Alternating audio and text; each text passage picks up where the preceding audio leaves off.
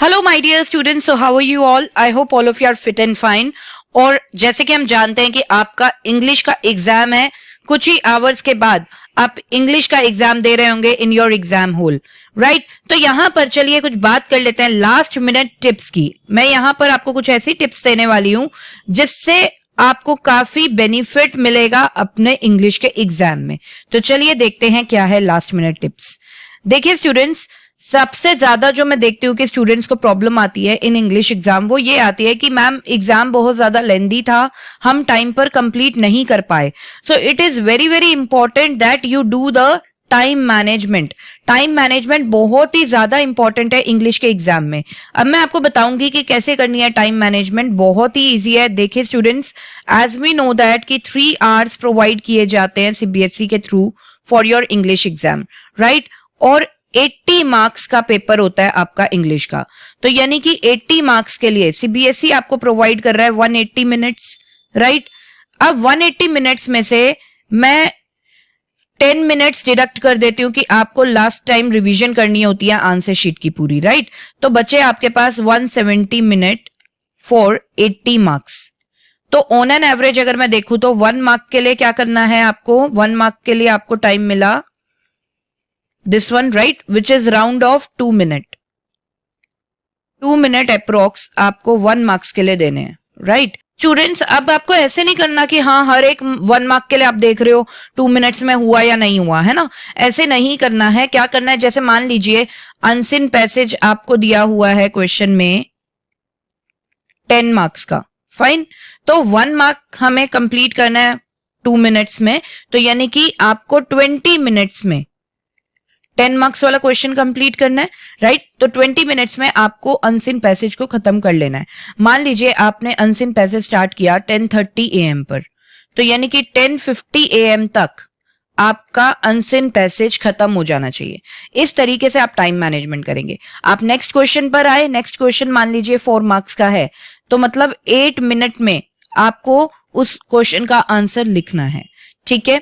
तो चलिए, ये तो रही कुछ टाइम मैनेजमेंट की बात। अब आगे चलते हैं, क्या ध्यान देना है आपको। देखिए स्टूडेंट्स, सबसे ज्यादा कंफ्यूजन आप लोगों को ये भी रहती है which section to attempt first, right? As we know that जो हमारा इंग्लिश का एग्जाम है that is divided into 3 sections, reading, writing and literature, okay? तो बहुत से स्टूडेंट्स ऐसे करते हैं, पहले लिटरेचर पार्ट कर लेंगे, उसके बाद रीडिंग एंड राइटिंग। मेरे हिसाब से ये सही नहीं रहता है। क्यों? क्योंकि देखिए रीडिंग एंड राइटिंग जो सेक्शन होता है वो आपके लिए कंप्लीटली अनसीन सेक्शन होता है और इसमें आपकी क्रिएटिविटी बहुत रिक्वायर्ड होती है। तो इसे हमें फ्रेश माइंड के साथ करना चाहिए। So we should attempt reading and writing section first and afterwards literature section in the end, क्योंकि लिटरेचर सेक्शन से आप ऑलरेडी अवेयर होते हैं, ठीक है? आपको आंसर्स आते हैं, तो इसीलिए हमें लिटरेचर सेक्शन को एंड में करना चाहिए, फाइन।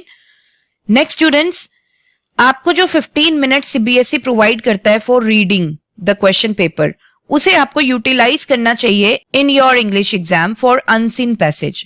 अनसीन पैसेज को गो थ्रू करने में आप उस 15 मिनट्स को अप्लाई करें, ओके?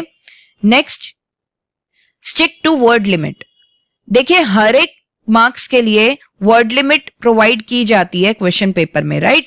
तो वर्ड लिमिट के अंदर अंदर ही आप अपने आंसर्स को लिखें। कुछ बच्चों को लगता है 150 वर्ड्स में आंसर लिखना है, तो वो क्या करते हैं 250 वर्ड्स में लिख कर आते हैं कि ज्यादा बड़ा आंसर लिखकर आएंगे तो टीचर ज्यादा अच्छे मार्क्स देगा। जबकि ऐसा नहीं होता। आप जितना ज्यादा लिखेंगे you are giving the scope to the teacher कि आप हमारे मार्क्स कट कर सकते हो, क्योंकि कंटेंट ज्यादा है। कंटेंट ज्यादा है तो of course there is more scope कि वहां पे मार्क्स डिडक्ट हो सकते हैं। So make sure you adhere to the word limit. Word limit के अंदर अंदर आप अपने आंसर्स को लिखें। Next students, go through PYQs and answers. Previous year questions and answers को जरूर देखकर जाएं, ठीक है? बहुत ही सिंपल है। आप नेट पर लिखेंगे PYQs and answers of English class 12th, okay? तो आपके पास बहुत सारे पीवाईक्यूज आ जाएंगे विद आंसर्स, तो उसे देखकर जरूर जाएं, क्योंकि मैं अपनी हर वीडियो में बोलती हूँ जो सीबीएसई के क्वेश्चन पेपर्स होते हैं वो रिपीटिव होते हैं बहुत ज्यादा, ठीक है? तो हमें पीवाईक्यूज और आंसर्स तो जरूर देखकर जाना चाहिए, क्योंकि बहुत ज्यादा चांसेस होते हैं क्वेश्चंस के रिपीट होने के। तो यहां पर आपके मार्क्स अच्छे आ सकते हैं अगर आप पीवाईक्यूज अच्छे से करके जाएं। नेक्स्ट स्टूडेंट्स देखिए, as we know that formats are there, right? Notice लिखना है then format is there, letter writing है देन फॉर्मेट इज देयर। तो फॉर्मेट को आप जरूर गो थ्रू करके जाएं, ठीक है? कई बार बच्चों को फॉर्मेट्स नहीं पता होते हैं और वो इंग्लिश का एग्जाम दे रहे हैं, तो प्लीज ऐसा ना करें, फॉर्मेट को बार बार गो थ्रू करके जाएं, ठीक है? रिवाइज भी कर लें, फॉर्मेट्स को बनाकर देख लें फॉर्मेट्स को, ठीक है? तो फॉर्मेट्स आपके बिल्कुल क्लियर होने चाहिए। Next students, answer writing pattern. देखिए, जब कोई लॉन्ग आंसर आ जाता है, ठीक है, इंग्लिश में लॉन्ग आंसर टाइप क्वेश्चंस होते हैं, अब उनका आंसर कैसे करना है उसका एक पैटर्न होता है। बहुत से बच्चों को वो पैटर्न ही नहीं पता है। बच्चों को लगता है मैम हम तो अच्छे से आंसर्स लिख कर आए थे बट पता नहीं मार्क्स क्यों नहीं आए इंग्लिश में। तो बेटा पैटर्न फॉलो करना होता है। जो लॉन्ग आंसर टाइप क्वेश्चंस है मैं उनकी बात कर रही हूँ, शॉर्ट आंसर टाइप क्वेश्चंस के लिए नहीं, लॉन्ग आंसर टाइप क्वेश्चंस के लिए मैं बात कर रही हूँ। देखिए, सबसे पहले इंट्रोडक्शन देना होता है। इंट्रोडक्शन में हम क्या बताते हैं कि ये क्वेश्चन कौन से लेसन से है, ठीक है, और वो लेसन किसने लिखा था, अगर आपको पता है राइटर कौन है, ठीक है। इंट्रोडक्शन, देन बॉडी, मतलब जो मेन क्वेश्चन में पूछा गया है उसके बारे में, ठीक है। Next at the end conclusion. Conclusion में आप कुछ भी शॉर्ट में इसके बारे में जो बॉडी है उसके बारे में आप लिख दीजिए, ठीक है। तो ये आपका आंसर राइटिंग पैटर्न होना चाहिए, फाइन। और साथ में students try to underline all the important lines और वर्ड्स, ठीक है। की वर्ड्स एंड की लाइंस को आप जरूर अंडरलाइन कर दें, okay.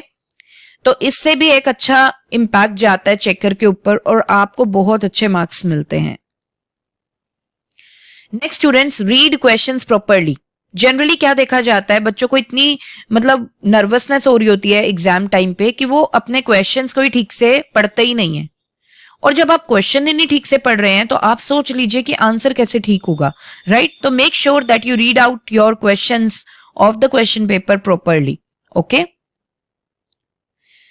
Next, as already discussed, underline कर दीजिए इंपॉर्टेंट लाइंस एंड वर्ड्स को, इससे चेकर के ऊपर अच्छा इंपैक्ट पड़ता है।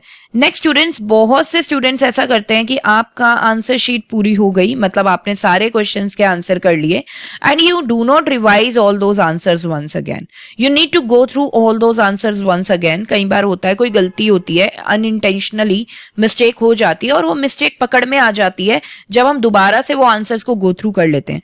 मैंने वीडियो के स्टार्टिंग में ही बताया कि 10 मिनट्स आप अपने रखिए to go through all the answers of the answer sheet, fine, ताकि कोई भी अगर मिस्टेक हुई है तो हम उसे देख लें एंड मूवमेंट पे। सो गाइज, आई होप ये जो टिप्स हैं ये आपके लिए काफी यूजफुल रहेंगी। If you feel the same then please like the video and subscribe the channel if you are new to our channel. So यहाँ पर इजाजत चाहती हूँ सेशन को एंड करने की। मिलते हैं हमारे नेक्स्ट सेशन में। Till then bye bye, take care, जय Shri Shyam and all the best for your exams.